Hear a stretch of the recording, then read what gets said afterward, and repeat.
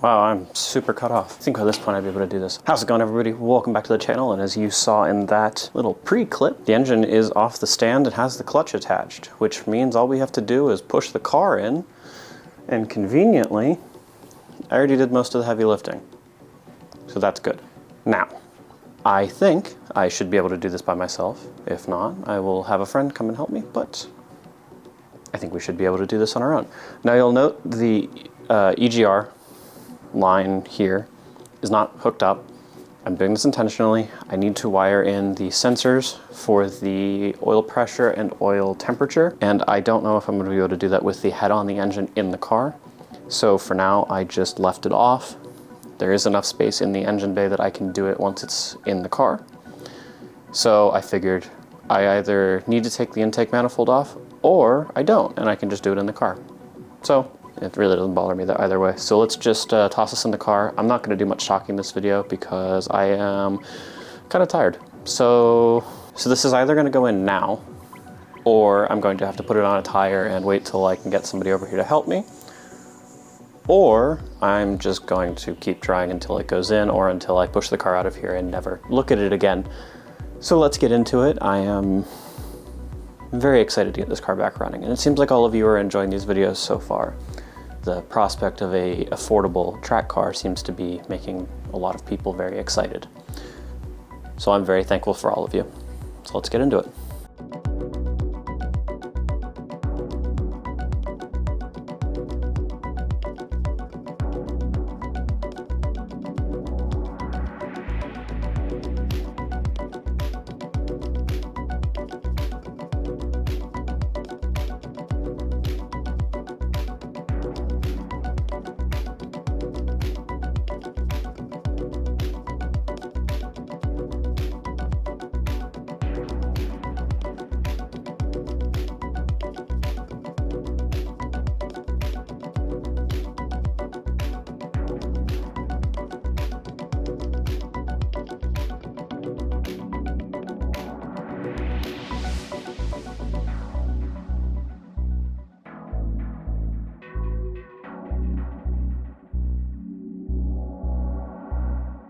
I don't know if you can hear, but I have a bit of a stuffy nose today because the weather will not make up its mind, and it's kind of killing me. But I have put off working on this car long enough. It has been a couple of days since you saw me put the engine back in the car. Since then, I wasn't feeling well, so I didn't really want to be on camera. Why was that loose? So I did a little bit of stuff off camera, which I will talk about now. First off, the accessory drive, the alternator and power steering pump are on.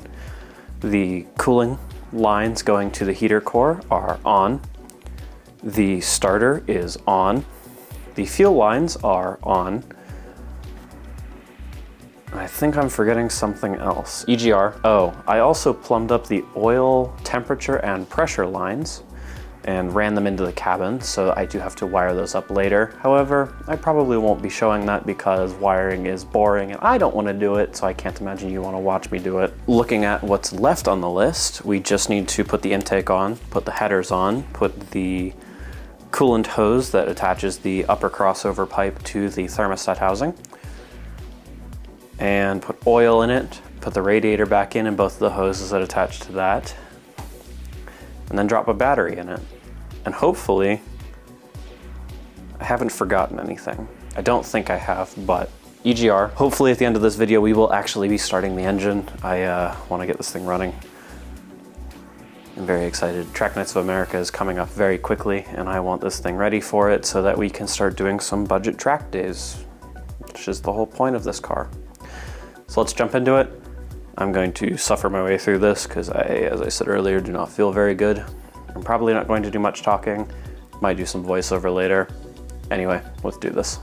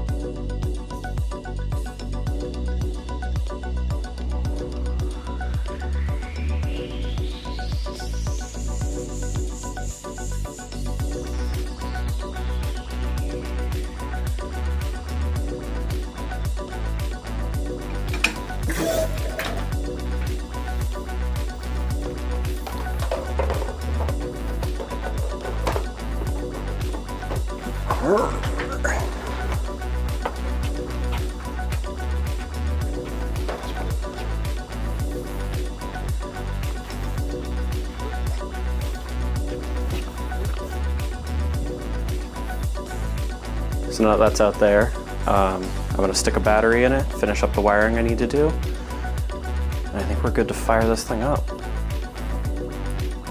Gotta hope this goes well.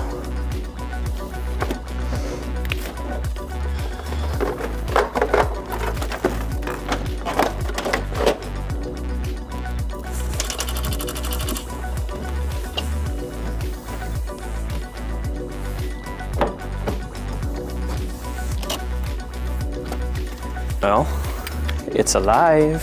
Alrighty, the car is to a place where I think we can start it. I have some coolant down there. I have a fire extinguisher right here. There's fuel in the tank. There's coolant in the reservoir.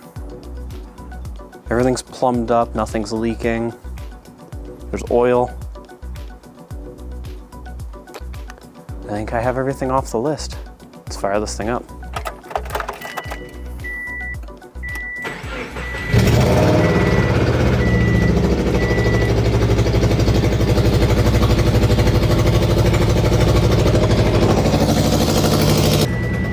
Besides the exhaust leak you can note out here under the car right now, we got good oil pressure, which I don't actually know if you're gonna be able to see. There you go, 88, 89. There's no oil temp yet. Check engine lights from last time I had this car running. Yeah, it looks like we have a working car. So, there's no misfires. I'm gonna let it idle for a bit, let the coolant system flow out. I'm excited. I don't know if you're gonna be able to hear me at all. This thing is kind of loud. Now that it's running, I'm gonna go through some bedding in processes, make sure the oil's doing well, make sure the coolant's bleeding well, and then we'll go for a drive, but you've already seen all of this. There's no reason for me to do it again. So I'll catch you when I am finished with all of this. Also when I fix the exhaust leak. EGR.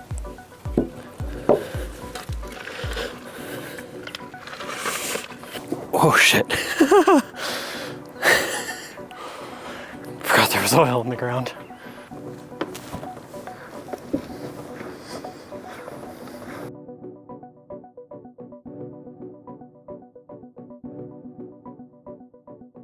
Right, so last we left off with this car, I had it running, but as you noticed, I was pushing it over here, which either means it's not running or something catastrophically bad has happened that I will not run it, or I'm being a baby and it's leaking a little bit of oil from a really easy place and I just don't want to run it because I don't want to get oil on the ground.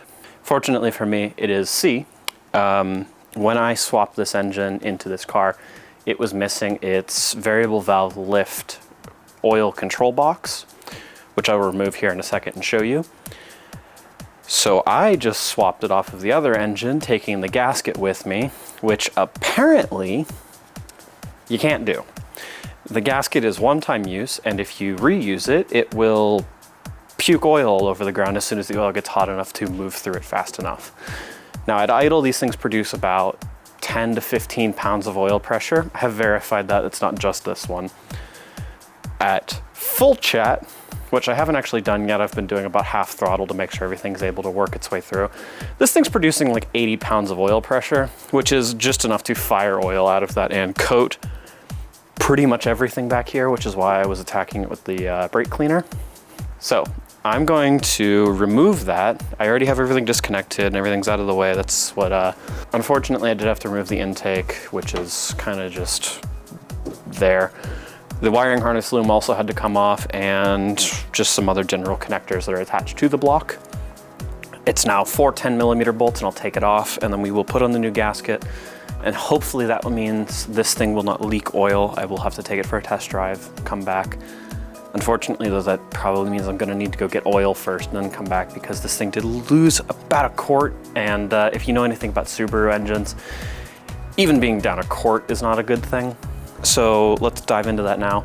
Otherwise, we have taken this thing for a couple drives. I drove it over to Scott's house and back and to a couple of other places here and there just to try to get the emissions readiness ready because this thing needs to be inspected and it will not pass emissions inspection unless that stuff is good. and it is running really well. This thing is in peak condition, I think. Whatever person had this before must have put thousands of dollars worth of work into this engine. I mean, even the piston rings are still in really good condition, like they're almost new. It had new head gaskets, which I threw out and replaced. It had new valve cover gaskets, which I threw out and replaced. I mean, this thing was in great condition. Even the intake manifold, which is sitting over there still, which we will be using for a future project that I have been trying to do subtly in the background, is in really good condition. So I'm very excited. I'm ready to go. This does need a new tank of gas, though. The gas that's in it is probably about a year old, and it is giving occasional misfire codes, which is probably not great for it. It means the check engine light's flashing every once in a while. So I'm gonna go put gas in it at some point soon. It's probably going to get 89 instead of 87 just for this first run to clear things out and try to make a common 87 out of whatever's in the tank, because I have no idea what's in it now. Let's get into that. I'll show you the gasket, the failed one, as long as it doesn't fall into the void, and I will show you what I'm talking about.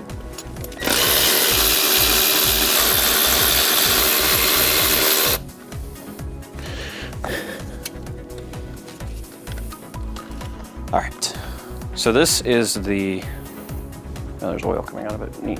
So on an EJ253, this is your variable valve lift controller. This is your solenoid here that changes the availability of oil to go through this. This is an oil pressure sensor, I believe. Either it's this or that one. And then if you flip it over here, this is the gasket that failed me here. You can see it is a little pinched in the side, which is 100% my fault.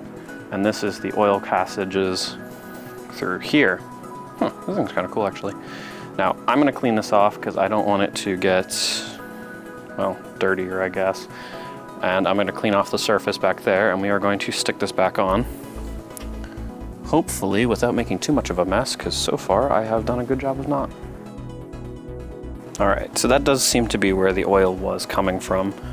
I actually had quite an issue trying to figure out what was leaking back here, because there's also a cap on the back of the cam, which I had thought maybe was leaking. I mean, these heads had been taken apart by somebody before. The valve lashing was all wrong. I did that as well off camera. And I figured out when I was trying to diagnose this where it was coming from, because this all around the edge was wet. That should be the issue. We will have to see what the actual issue was. Let me go get the gasket. Fortunately, I did not order this ahead, so if you are doing this job, that is the part number you are looking for. This will fit any EJ253, I believe, as long as it has variable valve lift. Or I believe it's called AVCS on these engines, but I don't remember, frankly. Now, I'm gonna do my best to open this without annihilating the gasket. I would recommend you do the same if you are doing this. So here we are. Here's the fresh new gasket. And here is the old gasket. You can see they are pretty well the same, although this one has definitely seen better days. So now this will go on here like that. I'm gonna thread a bolt through this and stick it on. I just shot an entire outro and completely forgot to check and see if my microphone was on. It wasn't. But anyway, I'm here, the hood's closed and it's not on fire. It's not on fire, which means that the test drive went well. I did check, it had oil in it. Not a lot, but it had oil in it. In the next video, hopefully we'll be going through what it takes to get this thing road ready. As you can see, it is still not inspected because the engine blew up before I could actually put any decent miles on it to get it inspected. So I'm going to add some miles off camera. That will be just me doing loops around the neighborhood until it says it's ready for emissions testing. And then we will get into what it's actually like to live with one of these, because there are some things I don't like about it so far, but there's a long list of things I do. And then we will maybe try some back roads. I would like to take a trip up somewhere that has twisty and turny roads so we can really get a feel what this thing is like on the roads that I like to drive. The roads less traveled, if you would. But that means this thing needs to be running and inspected and not as much of a cop magnet. Then we will do autocross and its final journey, which will be track days. The next video you should see, because that is going to take me a while, will be me going to Summit to buy a helmet. If it is not that video, then it is something about this car or the GTI. I don't know. I don't plan these things ahead. It is the 1 year of the GTI though, so it might be that one. But with all that out of the way and with my rambles done, this video is over. Don't forget to like and subscribe, leave a comment. If you are new here, maybe go check out another video. Make sure you subscribe on your way out. If you are a returning viewer, thank you. You make this all possible and you have kept me going so far. There are a ton of you now. If you would like to support this channel monetarily, because I don't make money doing this, and this thing is rather expensive, check out the link below. I have a Patreon set up, kind of. I'm still working on some of the tiers, where we will have exclusive photos from the events that we go to, as well as possibly behind the scenes videos of all of us working on our cars. And possibly in the future, at track days and autocross, we will be doing live streams and maybe even some live streams at events like the Pittsburgh Vintage Grand Prix. But anyway, that is the end of the video. And as always, peace out. I don't know where this is gonna go in the video, but I broke my tripod. And no, before you ask, it actually did like properly break off. Well, this was fun while it lasted.